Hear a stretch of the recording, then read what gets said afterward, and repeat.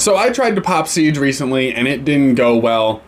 Everything died. So I want to go over what I did wrong. You guys voted in the community tab. You guys let me know that this is something you wanted to hear about. So let's go over my blenders and what did I do wrong to let all my seeds die. Obviously, this is a heartbreaking situation that I wouldn't wish on my worst enemy. I popped essentially like 7 or 8 seeds that just all eventually grew long legs and died as a consequence of a couple of things that I want to touch on today. So what exactly happened? What was the setup and what did I do to get into this situation? A couple months back, about a month ago actually, I got contacted by a company named Weed Seeds Express. They reached out to me. They said, "Hey dude, I love your stuff. You did a great documentary when you did the late veg update, I believe it was, or mid veg update, something like that for the Chill Out OG."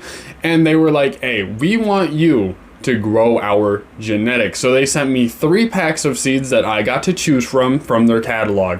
And I was extremely grateful and I was so excited to pop these seeds, as you are when you're working with a company or you just get new beans in the mail in general and you're super excited for brand new genetics that you've never grown before to get them in your garden. I went and I bought some of the cheapest equipment I possibly could to get this set up. I bought a cheap light from Amazon. It was like a $15 light, which I got into the mail and I was surprised even actually turned on.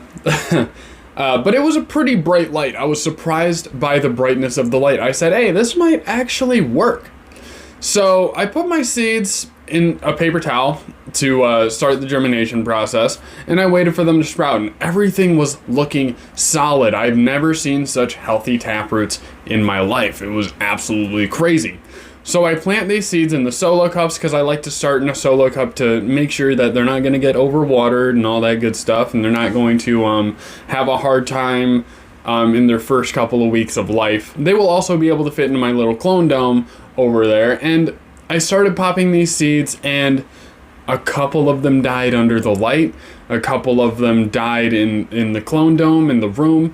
And I was like, well, going over all these things, it's like, well, was I overwatering? I let a couple dry out a little bit more than usual.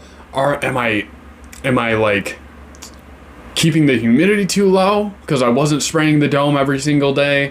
Was I making the environment too cold? I bought a heating pad specifically to make it a little warmer in there to try to get them to have better light.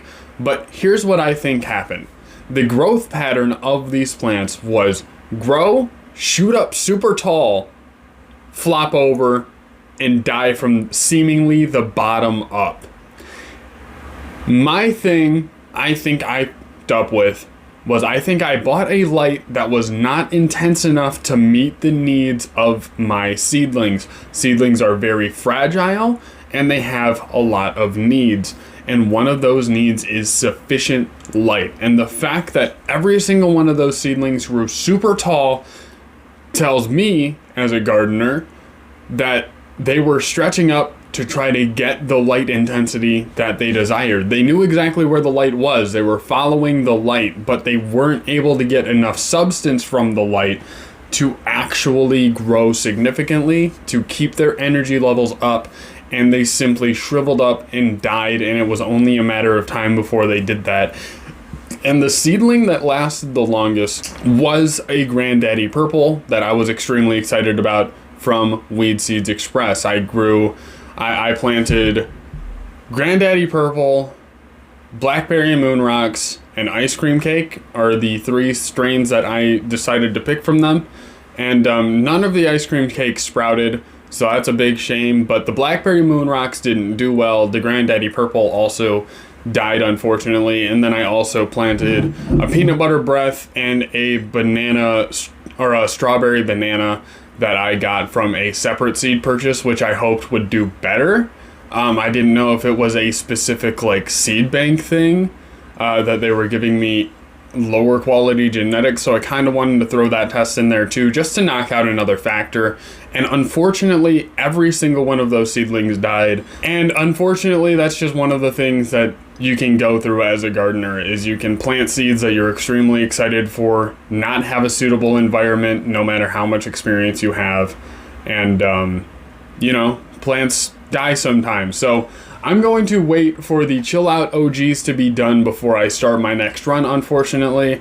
I will possibly veg them out and maybe even grow them outside, just to experience the most I can get out of them, and then also at the same time run a breeding run indoors for my genetic that I want to create. So that's some stuff to look forward to in the future. Trying to stay positive. My biggest blunder, not having an intense light. So we're going to get the SF2000s out, well, not out here, but I'm going to put the plants in the closet when the chill out OGs are done, which are in week 5 right now. It's absolutely crazy, but the chill out OGs are coming along great. A little update, we are having the bugs come back a little bit, so I'm having to do some sprays in this mid-flower area, which I'm not extremely comfortable with, but it's the best I can do.